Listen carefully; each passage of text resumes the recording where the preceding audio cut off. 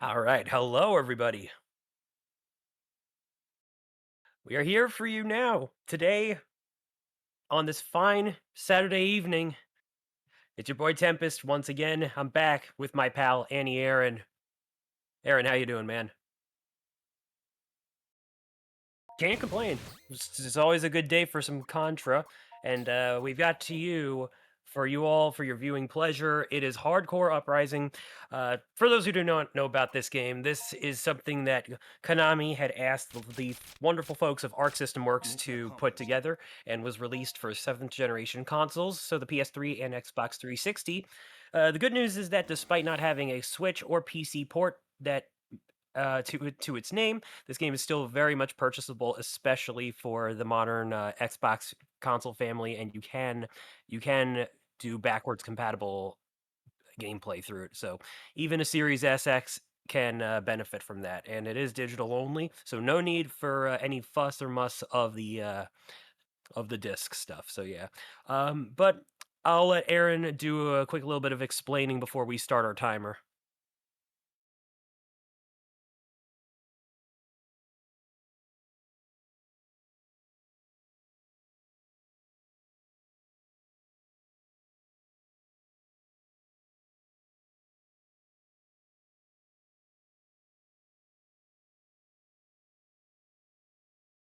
That is weird indeed.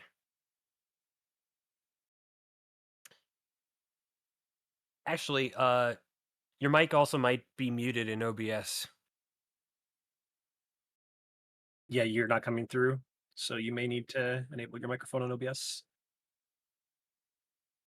Yeah, hi, I'm Anto Aaron, and with a little bit of the bugs and fun here, it makes a whole lot of sense. Ah, there we go. Anto Aaron, and I'm streaming Hardcore Uprising, one of my favorite Contra games to speedrun, due to the fact of all five styles that it will give you with each character. But yeah, I've always had a hard time talking, so I'll let the game and Tempest be my voice when you're ready. Of course. Hit Okay. that A button. Let's get this show on the road. Alright, let me kill my mic so I can focus, and we'll be good to go. All right. Good All right, luck. yep, in 3, 2, 1, go. And time will officially begin once our character touches the ground. Here we go. Ah, looks like our timer. It looks like the timer's not moving, but that is perfectly fine. All right, no worries. Well, we'll just consider it a decoration.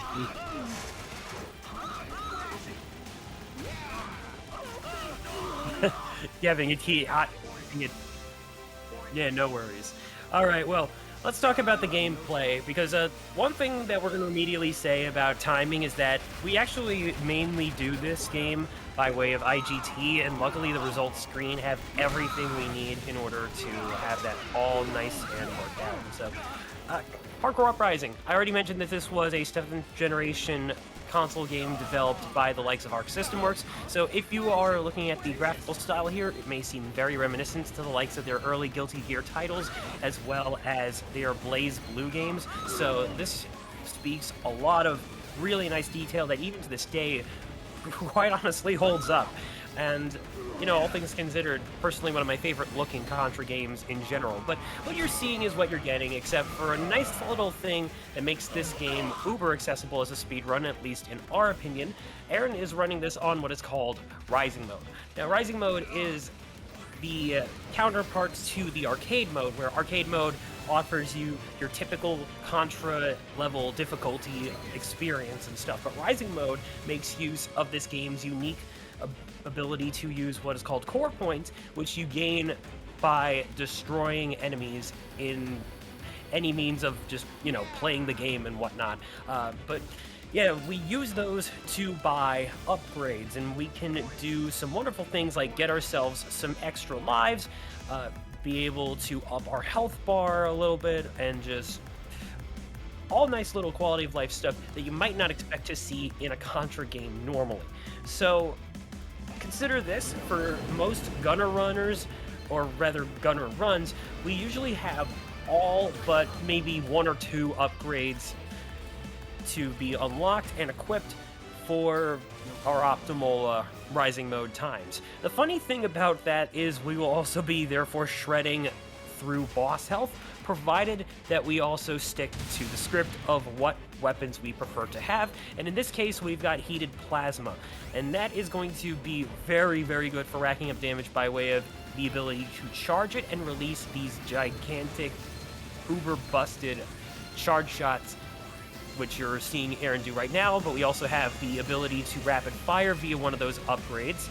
We also have instant laser, which is one of those types of guns that may be hard to find, but provided that we have an empty slot by the time a level starts, then Aaron will be able to have that slotted in without any muss or fuss. It is good for shooting through solid objects and being able to home in on enemies. It is not a perfect homing, meaning that enemies can potentially dodge it if they, you know, happen to move in just the right way, because the laser will redirect at least one other direction. Aside from that, we also have the machine gun, the spread gun, there's the ripple gun, which actually is nice for pushing back projectiles, but we prefer not to use that because in terms of dealing damage, it does not really do too much. And so it can be effective, but I was just waiting for Bahamut to say the line, but to be fair, I doubt with the banging soundtrack we have playing, I doubt that's easily audible in this case. But no worries, I'll talk about that a little later. Anyway, right, where was I? So yeah, there's those guns. The ripple gun is the other type of gun that we can have as a power-up for something to immediately be slotted into our weapon setup. But like I said, it's not the most efficient when it comes to damage output, so it is one of the ones that we actually do not have to purchase or have turned on. But again, it is pretty nice for being able to push back other projectiles. Ugh. English is easy, folks. But yeah, you're seeing Aaron just running through these things, which, yeah, this game does have a built-in dash button, or run button in this case, but you do have the ability to air dash as well. One very handy-dandy upgrade that we also got is called the Ninja Jump, and as long as Aaron initiates the jump with the upwards incline, Bahamut here will be invincible. Now, it's not until that incline finishes that, therefore, you know, the invincibility is active. This is important because while this is a cool perk to have, the game will still punish you for taking a certain form of damage in this case, which also applies to another perk that would otherwise allow us to try to shrug that punishment off from any other means of taking damage, like normal standing damage, if you will, or just the kind that would cause Bahamut to flinch. But in a full-on knockback scenario, we will actually lose our gun. That is what the punishment is, and we want to try and avoid that as much as possible. And more often than not, this is guaranteed to happen when you take damage mid-air. So that is why the Ninja Jump is especially important. Now, I'm going to stop talking about boons, and we're going to actually talk a little bit about bosses. So this is Knight Persia, or Persica, and this is actually being piloted by Leviathan, which is one of the playable characters in this game. The game has a total of 5 playable characters, as Aaron alluded to. We have Bahamut, who is one of the 2 default gunner characters. We also have Crystal. Crystal is, if I'm not mistaken, I believe she's a bit more beefy in terms of health, but, or is that Bahamut? She's got it, yeah. Crystal is faster in movement speed, but Bahamut has the more health. Then we have Harley, and then he's a tank, got it. So that man is just built different. And then Leviathan is more of a challenge character in that they actually take away one of your 2 gun slots, meaning you can only hold up to 1 gun type at a time. And then our last playable character is the one that I'm sure a lot of people might normally know about if you have seen Aaron run this game for other events, that being Sayuri.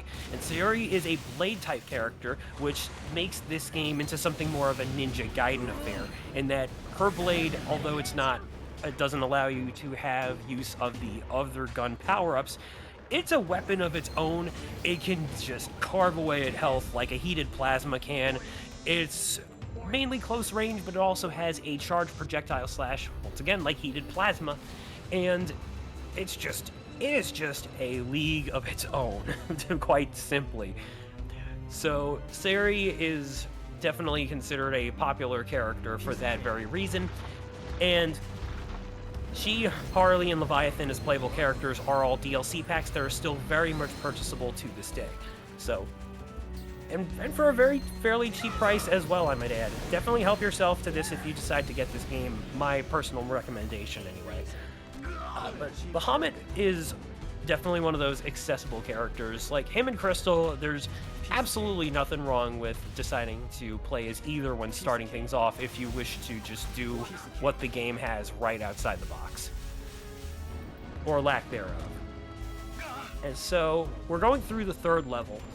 This is a temple that I don't remember the in-story reason for this one, but these are literally just the ruins that we entered at the end of the jungle stage. I'm not sure if the purpose of them for the major enemy force, if there's any, like, we wouldn't know that off the top of our head. We're just assuming that they're throwing everything at us to try and eliminate us, because the whole plot of this game is that this is actually a prequel to the original Contra Hardcore, which this is a spiritual successor of, as well as a prequel to the original Contra, which, by the way, shout out to the original game's waterfall, except now we're falling in it, so we're going through a waterfall in reverse. No platforming, no pesky enemies, no worries about camera boundaries acting as a bottomless pit.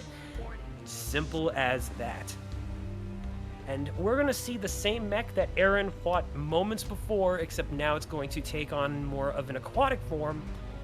And the point of this boss fight is we want to hit the gun that will then force it into a battering ram motion that will take out our raft, but luckily we will then be able to jump on it and then hit its weak point, and we want to attempt to clear this in one cycle, which Aaron will more than likely do. Of course, this thing will still try to throw projectiles in our way that will try to be nothing but clutter on the screen. They are very slow moving, as you can tell, but again, as I mentioned, get any kind of noticeable damage, especially knockback, and it's a pain. Of course, there's also just taking a plunge into the water after the boss fight is done, because as you saw right there, Aaron immediately got onto the helicopter.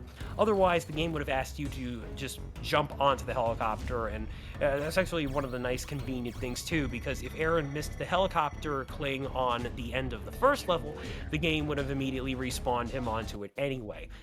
Keep in mind that he will have to do this one more time in the final stage, and in that case, we have to get on the helicopter. The game will not do so for us if we miss.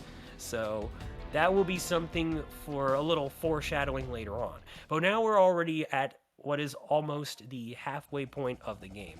We are going into the Capitol Highway, and this is the first of our auto-scroller levels. We are just gonna try and survive a bunch of enemy waves.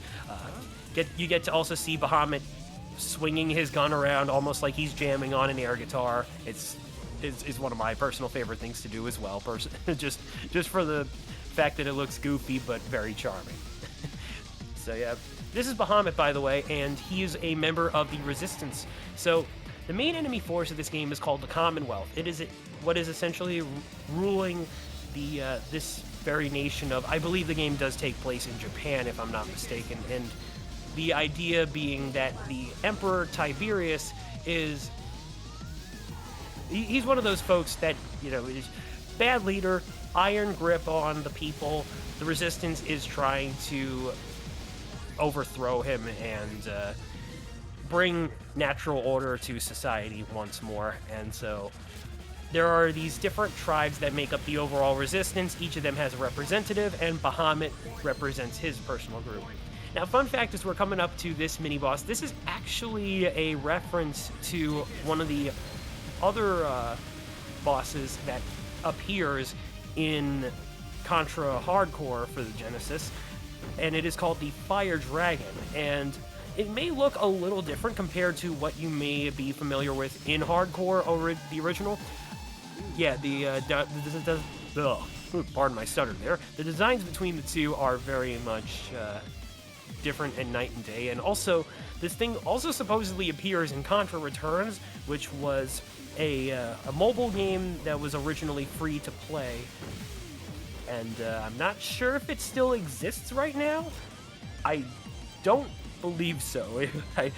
I'll have to make sure I look into it. But the funny thing is that it does plot-wise take place supposedly after the events of the game, so after the fall of the Commonwealth. So interesting coincidence, eh? Yeah, ultimately, we are now just going through the rest of this highway, being chased by the law enforcement, trying to get us pulled over in the most deadliest way possible. Couldn't really think of anything else to describe it, so I think that's the most apt. We are indeed Neon Knight Riders. And again, I just think the amount of work that went into the background, the design here is beautiful. And I just think that's a testament to the idea of this being 2D graphics with 3D models involved. Something that I think Arc System Works was always good at. If you've played their games like that, even the Persona 4 Arena titles or Under Night in Birth or just the Under Night series, then yeah, you would probably know a thing or two about that. Can't even, actually can't remember. I think Atlas was, or sorry, Arc System. I said Atlas because I said Persona. Whoops. I think Arc System Works might. I think they developed the Under Night games. I'm pretty sure of that. Chat, feel free to correct me if I'm wrong. But as we, one thing I do also want to point out that if you have played this game, you might be thinking, wait a second, this is not the actual soundtrack now, is it? No, this is a little something special that Aaron has very cleverly put together for marathon runs if he ever feels like doing so. This is actually a medley of the Final Fantasy soundtrack, and believe us when I say it really, really fits. And the way he's set it up too has a intended mood with each song playing per level. So you are hearing what is essentially just something that was intended for the experience. It's kind of supposed to be like a moving symphony in his own words. So yeah, kudos to that. And we hope you all are enjoying what is being offered as a result of this unique little experience. Alright, so with that we have defeated our second of the mini-bosses, and now we'll be moving into the third and final leg of the Central Highway, where we will be entering what is essentially a bullet hell kind of a boss. We will be soon entering a flight pattern where this hoverboard apparently was able to just go do omnidirectional flight this whole time, and it's only now that we're actually going to be getting that thing going. So Aaron will now have the ability to move in all 8 directions, and this boss in particular, which is called the Lux Corona, will have multiple phases representative of its overall health bar. The first of which being we need to take care of those green little crystal-like glass parts that will then cause the giant laser ring to open up. Once that's taken care of, there will be a gap within the laser ring that we want to enter, and then we'll have to repeat the same process, except we'll be going inside and taking care of these little energy ring cannons that exist to surround the main body of the Lux Corona, like so. And now that we've handled that, we're going to see the thing transform into a giant robot. And it'll be riding the ring. It's basically attached to it. This is essentially something of a Gradius boss through and through, which is fairly fitting because, again, you know, Konami made both the Gradius series and the Contra series, so I'd say fair play right there. And this is where I alluded to the whole health bar playing into the face of the boss. For each little portion of the health bar, it gets to a point where it stops taking damage so that the Lux Corona can shift its stratagem. But we're just going to tear through that health bar like it's no problem because, again, we have a uber-powerful laser gun and a heated plasma gun that can do the job for us. And just like that, we have completed this next mission and we'll be moving on to Stage 5. So far, we're looking pretty good. And I do also want to make a little shout-out to the idea that this game has something of a soft completion collectible in the star chips. Each of the 8 levels has one that you can find, and we do have a category for all star chip collection that if you want to try your hand at that as well, go right ahead. The nice thing about Rising Mode 2 is that because files are presented in a sort of stage select way where when you're re-entering Rising Mode, you can start from any position that you so choose to, and by doing that too, the game will also tell you if you've already collected the star chip for that particular level, casually speaking. Of course, for us speedrunners, we just want to try and complete the game in one overall sitting. So, you're hearing soldiers saying, "sound the alarm," constantly. This level was made with a sort of stealth mechanic in mind, where we can literally Metal Gear Solid our way into a cardboard box like so. Aaron is demonstrating for your little showing just to prove that, yes, this is indeed a thing. But of course, we just want to push through, say heck no to stealth, even though Bahamut is constantly saying, "oh shoot," because he knows that he shouldn't have to get caught, and he feels guilty for not being controlled in the way that the game would have intended for you to go for. But hey, we're speedrunners, we want to do this fast. And speaking of going fast, we have this here mini boss, which will once again have a point in his health bar, where after destroying nearly a quarter of it, give or take, maybe a 16th of it, 8th of it, whatever math goes, yeah, it just destroys the floor and brings us into this basement section, where we just melt its health away anyhow. So far, looking pretty good. So, just gonna let you warm up right here in this nice little geothermal plant of sorts. And speaking of geos, we have one Professor or Dr. Geo Mandrake that we are going to be rescuing in this very mission, and he'll be coming up shortly. Now, the one downside to this is effectively an escort mission mechanic. And what this means is that the Doc will have a health bar of his own. So the game will also at this point warn us that we want him to avoid taking damage.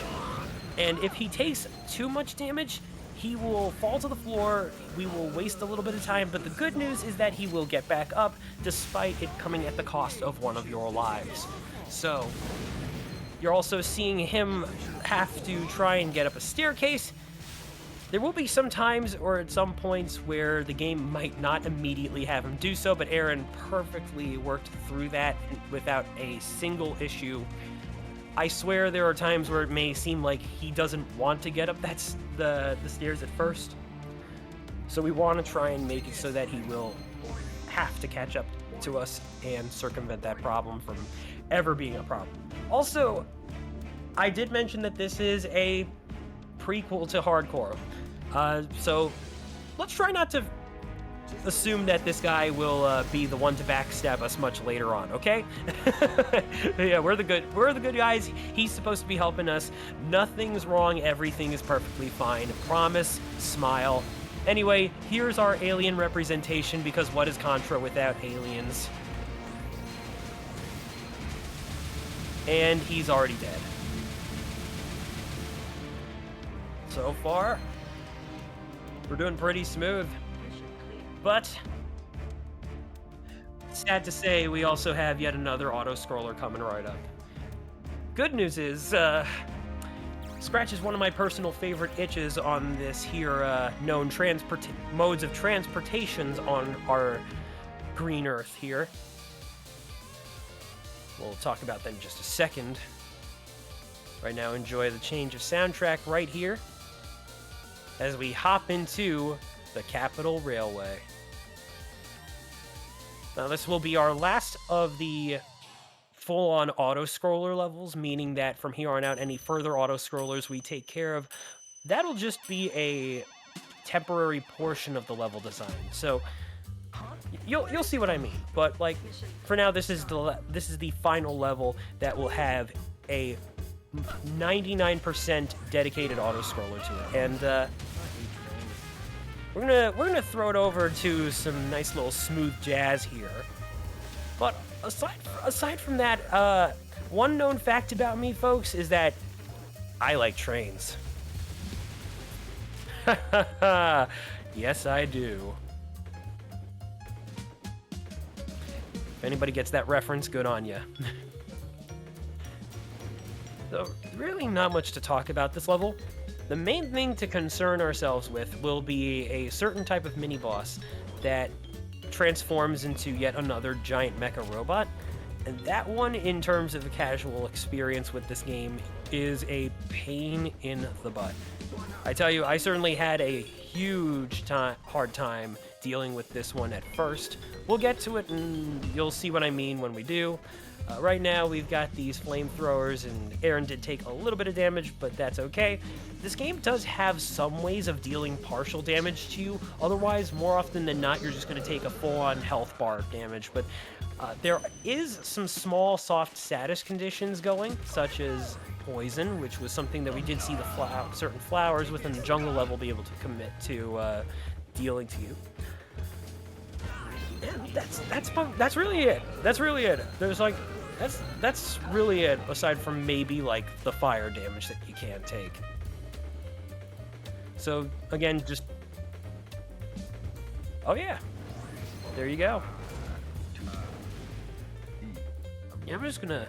I'm feeling like we have a little bit of time to just quiet down a little bit and let ourselves enjoy the nice little piano and bass. Just gonna take a sip of water as we do so.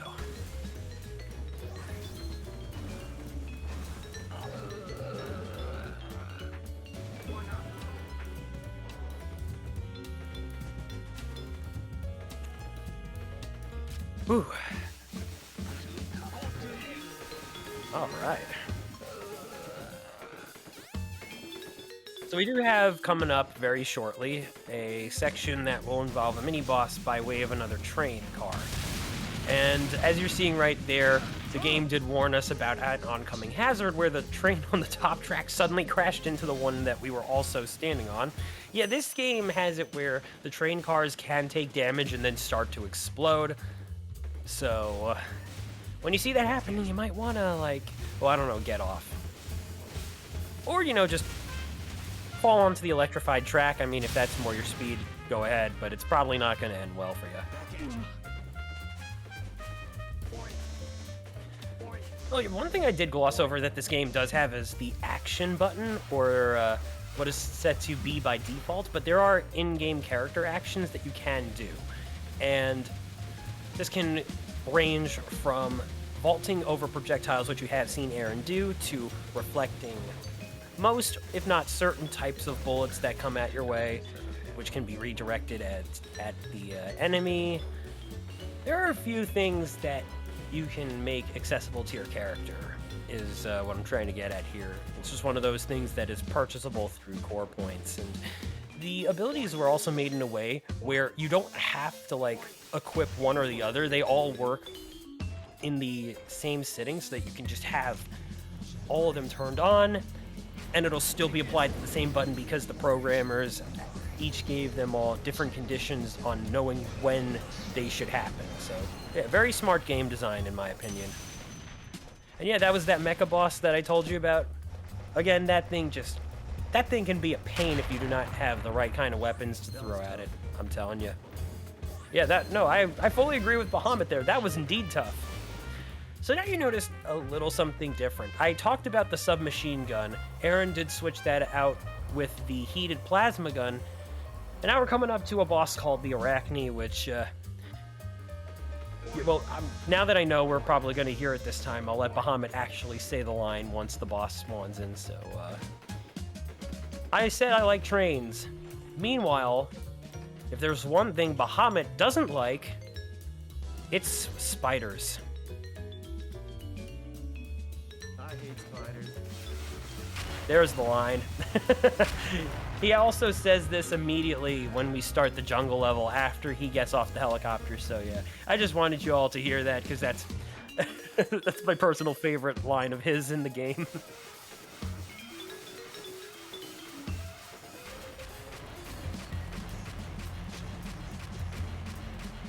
Thanks, man. All right, so we're now done with the Arachne, and we'll be going into our 7th out of 8th stage. And now we're going to be taking the fight directly to the Commonwealth. Nice time, too, for the music to get into its big little closing hit of sorts, I would call it. I guess you could say coda or something like that. It has been a while since I've brushed up on my musical terminology. There we go.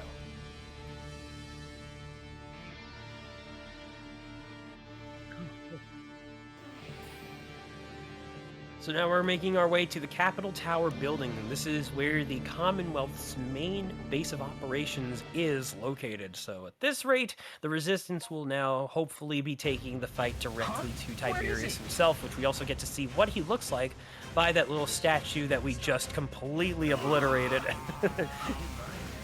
So talk about a dramatic entrance if you've ever seen one in video gaming, huh?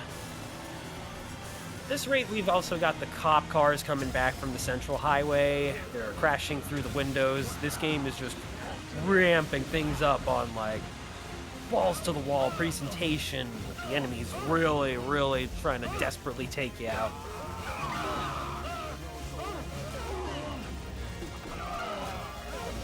And this is where I would say I would hope most people start to recognize the Final Fantasy soundtrack that comes into play, because if anyone doesn't know what this song is, you should. You should. But now we've entered a little bit of an elevator phase here, so things have immediately changed up, and very cleverly done, Aaron. I see what you did there. That's funny. But of course, it's not all peaches and cream for these elevators, because Commonwealth's apparently desperate enough to want to destroy their own elevators, hence the missiles that are coming to shoot them down. So, that won't be the last time we see that in this level. I'm just going to spoil that right away. But I do want to prep you all up for a nice little something that will be coming up pretty soon. Not Contra, but just rather Hardcore Uprising. This game does have a couple of dedicated speed tricks to it. Some minor optimizations, I would like to say, but ones that can especially be fun to see and pull off if you know how to do them. And one of them is something that was, I believe, discovered by the Phantomire, if I'm correct. Oh, you. Why do I always think it was Fano that found it first? But yeah, no, shout out to Phantomire, who is one of the runners of this game and just a swell person overall. Yes, because it's not Contra without its helicopters, and we do want to avoid encountering the helicopter. So what we'll see Aaron do is, there's a certain spawn point as we're climbing up this wall right here, right now, and he's going to stop himself and then drop to take an intentional death, and just like that, the game will automatically spawn us right above the ceiling, which will avoid the helicopter encounter. Let's see if we get the second one. Perfect. That was absolutely flawless. Now, this does obviously come at a cost of your own lives, so you do want to make sure you're a little bit careful if you're playing on arcade mode, which you might also noticed that Aaron started off with 30 lives. That is the most amount of lives you can buy for the life counter upgrade, and yes, it is indeed a reference to the Contra code for the original game. So, the devs knew what they were doing. Now we have an elevator section that completely turned into riding a bunch of missiles that are otherwise about to explode. As if this game couldn't get any more metal.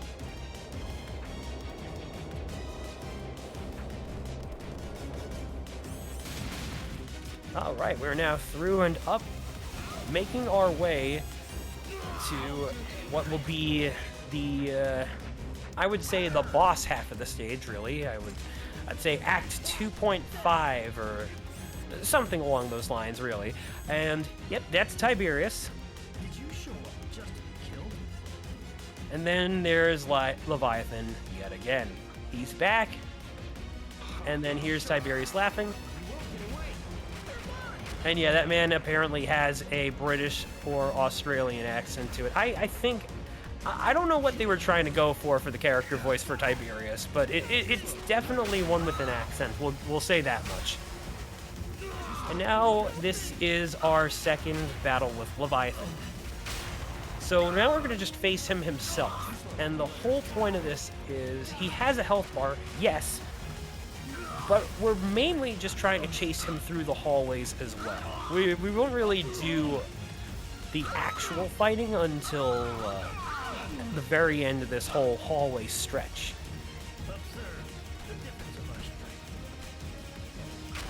I don't know about that, man. If that's your way of saying difference between yours and Bahamut's abilities, I am not impressed. But yeah, no, you were gonna say, Aaron? Yeah. That can happen. Honestly, it's not the worst thing, but like, yeah, at this rate, we'll just take the double laser. Spread gun is not a bad one to have, but it's also not really necessary, especially for the speedrun purposes. That is the one gun type that we also don't really see getting used much, if at all. Unless you're really just collecting it by accident. So now Leviathan's been bested, but he's not done yet. We're going to see him take on one more of the Knight mechs, this being the Knight Lunata.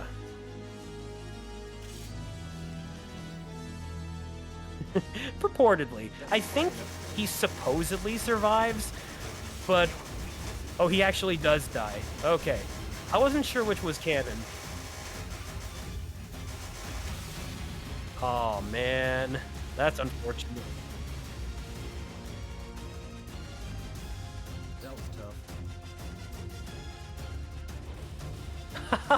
That's... Damn.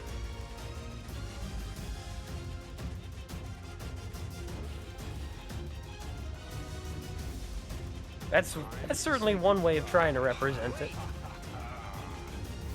Nah, but yeah, Leviathan is down, and now we gotta go ahead and chase after Tiberius. But right after we take care of the worst dog in gaming possible, this is the Cerberus, and no, I dare say this is not a good boy at all.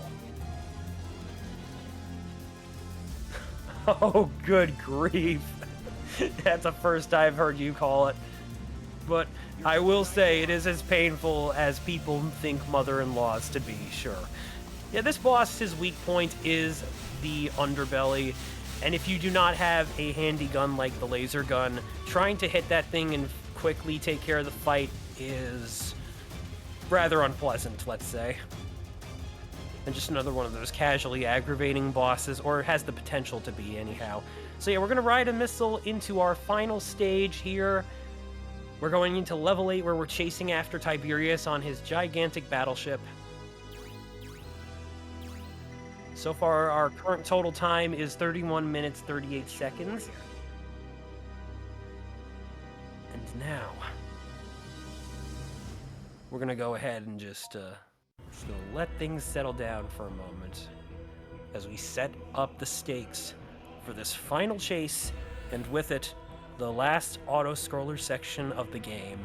It's back to the hoverboards.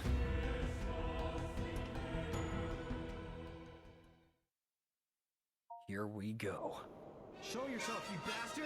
Show yourself, Tiberius!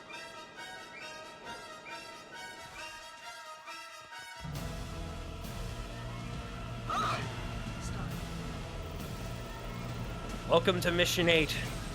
This is where the rubber hits the road, my friends, because now you're essentially trying to take out the leader of the Commonwealth and prevent his battleship armada from causing any further trouble for the Resistance overall in this battle that is literally said to be rising, and in overall pressure, the Commonwealth main forces are being overwhelmed, so at this rate it is do or die. And so by now, we're gonna go ahead and get a nice, huge air jump, ramp jump. I don't know why I was having trouble saying that. And in the words of our friend Joey, shoutouts to Biker Mice from Mars.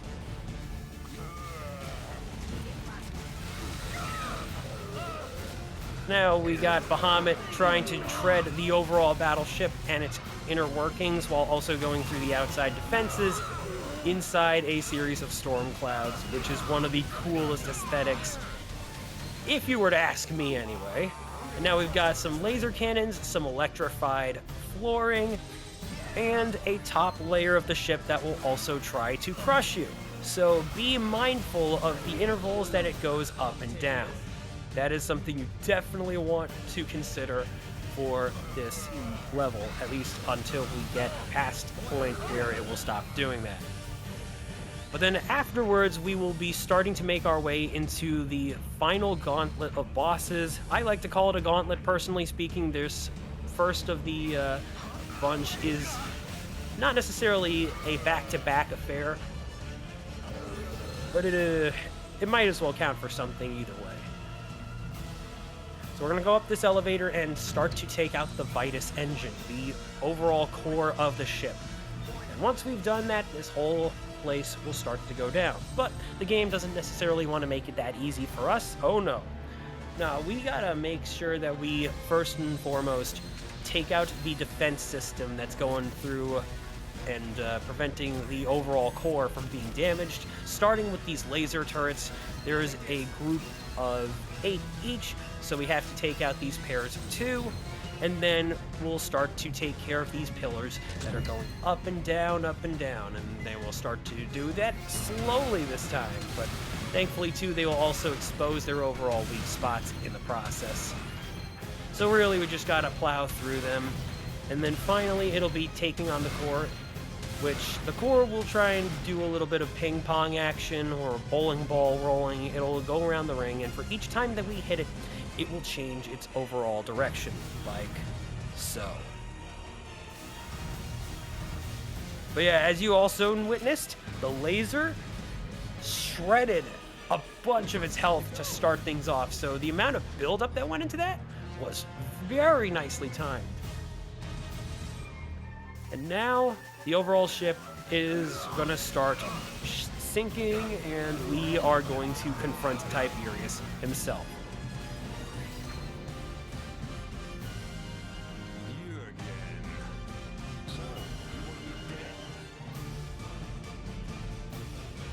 Phase 1 of Tiberius will be as follows.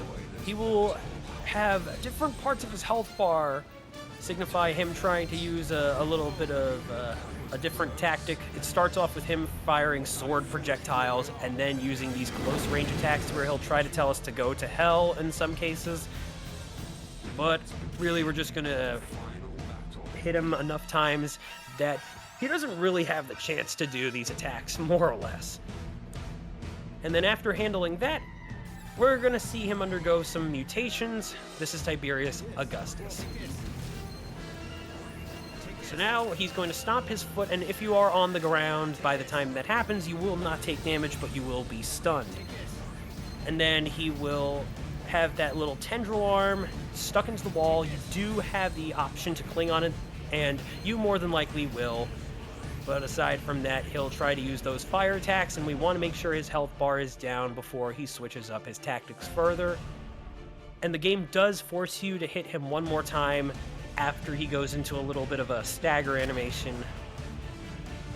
And now, the final boss of the game will be Tiberius Invictus. I almost forgot the name. I thought it was Primus. Shoutouts to Primus. So now we're just gonna let the helicopter come for us, but no, Tiberius ain't done just yet. Oh, no. This man wants us dead, but we want him dead. So one persistent force is gonna have to falter at this rate. The nice thing about this fight is that despite it being on a constantly falling battlefield made of nothing but ship wreckage, you'll notice these falling helicopter bodies, and each of them contain the different gun types. So you can indeed have the situation set to your liking as long as you know which is carrying what. But aside from that, Tiberius will go from choosing which attacks he wants to do. Be mindful of which ones he will go for, because these will, as you're seeing, destroy the platforming, and you do want to be extra considerate of not dying too many times. But aside from that, we have taken him out, and time will be on the helicopter grabs. So, like I said, we have to grab the helicopter. If we whiff it and take a death, the game will throw us back to the nearest platform that it can find until we get it right. Otherwise, if you run out of lives in this way, you will game over, and it has happened to me before. And that is time. GG, Aaron, very nicely done.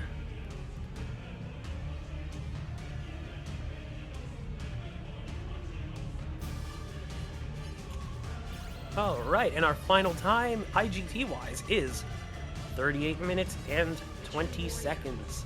Nicely done. All right, folks, if you would like to play this game for yourself, I would like to remind you that it is still digitally available for purchase on the Xbox Store.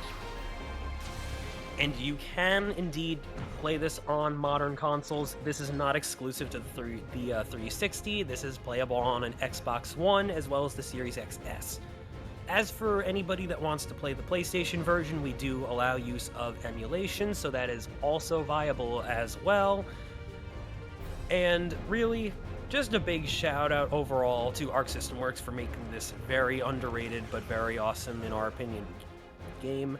And although it probably will not be likely, one day if this does see a potential PC or Switch release, that would be super great. But overall, just big props to all the people that worked on this. This was supposed to be its own sub-series, but sadly, a second official game never quite happened.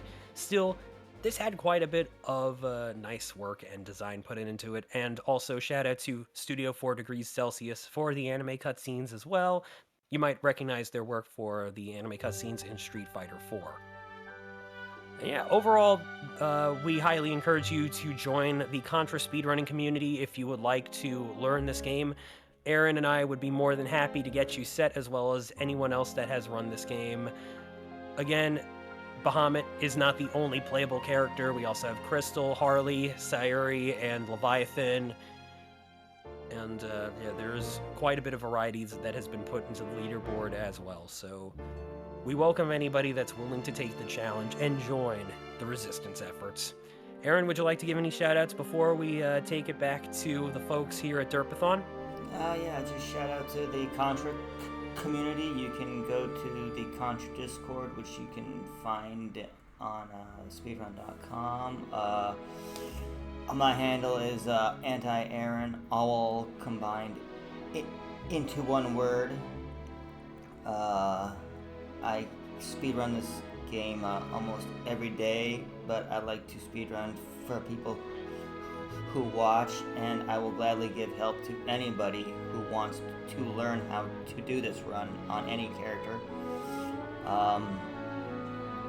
Other than that, this has been one of the greatest games that I have ever speedrunned, and as you can see, I have made it into one of the greatest crossovers ever. It's very true, very true. Well, with that aside, all things considered, thank you for taking the time to watch this, and we hope you all have a wonderful rest of the event. And as for me, well, stay safe, everybody. I wish you all a great rest of your day, whatever time it is, wherever you are. And thank you. That'll be it for us. And thank you on that. Indeed, thank you, Derpathon. All right, back to you, everybody.